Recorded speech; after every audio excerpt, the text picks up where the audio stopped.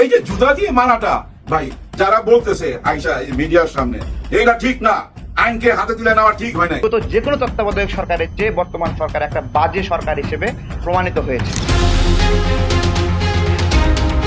এদিকে এবার ডক্টর ইউনূসের উপর কেঁপেছে সবাই। গতকাল মুক্তিযোদ্ধা নুরুল হুদাকে জুতা পেটা করে গ্রেপ্তারের পর আজকেও খারাপ অবস্থা। দেশে এবার কি হবে সবকিছুই দেখতে পারবেন এই সম্পূর্ণ প্রতিবেদনে।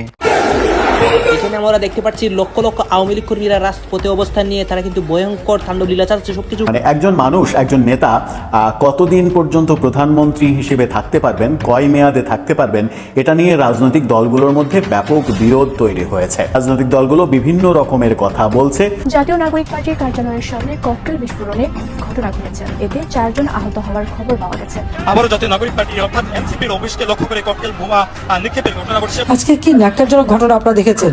সেই মুক্তিযোদ্ধা হুদা সাহেব, তিনি প্রধান নির্বাচন কমিশনার, বিএনপি জামাত জোটের লোকেরা তার বাড়িতে যেয়ে তাকে অপমান করেছে। বৈশ্বিক পরিস্থিতিতে শেখ হাসিনা দেশে ফেরার সম্ভাবনা উজ্জ্বল হচ্ছে।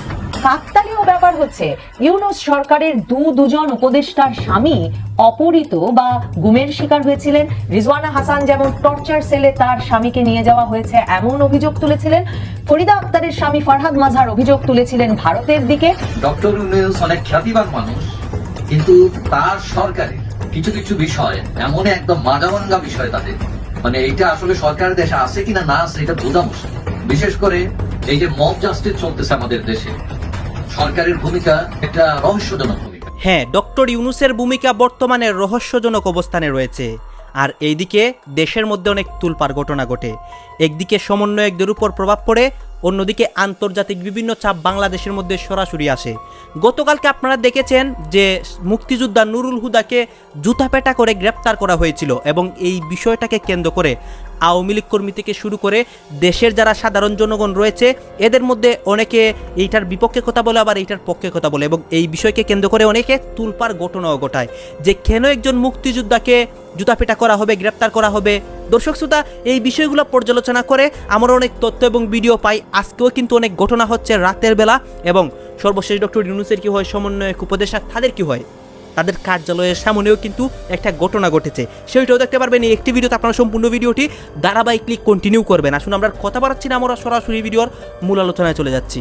এই যে জুতা দিয়ে মারাটা ভাই যারা বলতেছে আইসা এই যে মিডিয়ার সামনে এইটা ঠিক না, আইনকে হাতে তুলে নেওয়া ঠিক হয় নাই, ওরাও কিন্তু জানেন মনে মনে খুশি। বন্ধু বান্ধব যখন চা খাইতে আড্ডা মারতে বসে তখন কিন্তু বলে যে একদম জায়গা মতো দিছে, ঠিক করছে, ওটা বলে। কিন্তু আসলে মিডিয়ার সামনে একরকম বলতে হয়, ভিতরের কথা তার বলা যায় না। নুরুল হুদা, আরে হুদার কাহিনী জুতার মালা দিয়ে শেষ হইল। দি এন্ড হইল জুতার মালা দিয়ে। দি এন্ড কেন বলতেছি?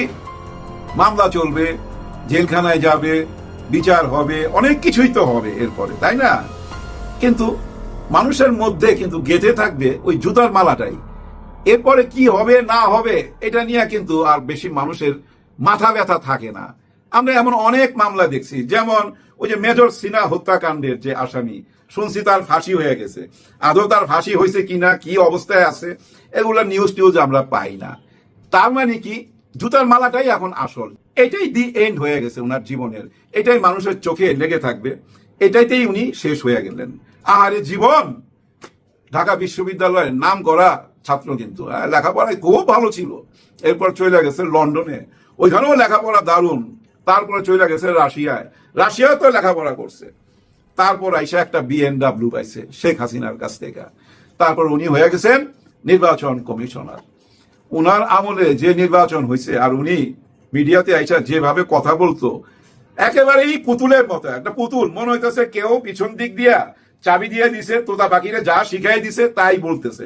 বুঝাই যাইতো ওনার চেহারা কিন্তু কোনো অভিব্যক্তি চেঞ্জ হইতো না, একই রকম থাকতো। ঠিক যেমন এই জুতার মালা দেওয়ার পর হয়েছে, দেখেন জুতার মালা দেওয়ার পর এই চেহারাটার সাথে আর এই যে নির্বাচনের যে ঘোষণা দিত উনি, যে আওয়ামী লীগ জয় হয়েছে, ওই ঘোষণার সাথে ওই চেহারা আর এই চেহারা, জুতার মালা চেহারা, দুইটা পাশাপাশি রাখেন, একই রকম অভিব্যক্তি, কোনো চেঞ্জ নাই কিন্তু ওনার মধ্যে। এখন প্রশ্ন হচ্ছে যে আমি বলতেছি, খুশি হইতেছি উনার গলার মধ্যে জুতার মালা দেওয়াতে, এতে কিন্তু আমি বুদ্ধিজীবী লিস্ট থেকে নাম কাটা পড়তেছে আমার। আমি যদি বুদ্ধিজীবী হইতে চাই, আমার বলা উচিত মব জাস্টিস ঠিক না, এভাবে জুতার মালা দেওয়া ঠিক হয় নাই। আর শুধু মালা দেয় নাই তো ভাই, গালের মধ্যে জুতাও মারছে। মালা দেওয়ার পর ওনার চেহারা যেমন, জুতা মারার পরও ঠিক একই চেহারা ছিল, ওনার ভিতরে কোনো চেঞ্জ ছিল না।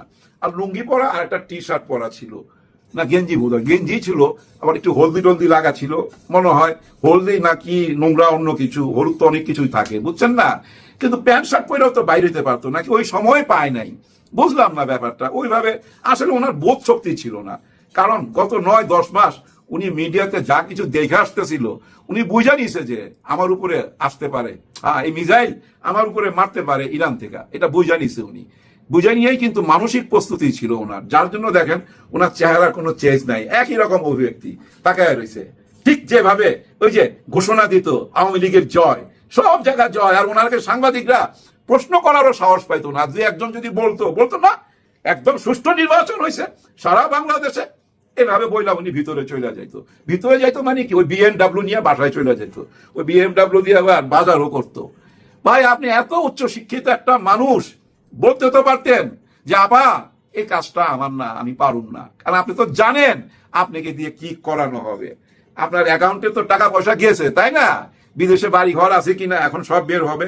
উনি কিন্তু একা ধরা পড়েন নাই, গতকাল রাতে আরো 2 জনকে ধরছে। ওই যে দেখলেন এখানে কি কথা হচ্ছে, অনেকেই কিন্তু অনেক কথা বলতেছে, অনেকে আলোচনা করতেছে, অনেকে সমালোচনা করতেছে দেশের বিভিন্ন অবস্থা এবং পরিস্থিতি নিয়ে সবাই সবার মন্তব্য প্রকাশ করতেছে, এবং তাদের মন্তব্যগুলো দেখে আমরা অনেক কিছু বুঝতে পারি যে দেশের মধ্যে বর্তমানে কি হচ্ছে এবং পরিস্থিতি ঠিক কোন দিকে যাচ্ছে। দর্শক শ্রোতা, এখানে কিন্তু বিশেষ করে দেশের বর্তমান অবস্থা, ডক্টর ইউনূসের বিষয়ে, সমন্বয়কদের বিরুদ্ধে বা পক্ষে, দর্শক শ্রোতা এই বিষয়গুলোর সাথে আপনারা একমত পোষণ করেন নাকি দ্বিমত পোষণ করেন, আপনাদের মন্তব্য অবশ্যই আপনারা কমেন্ট বক্সে লিখে যাবেন।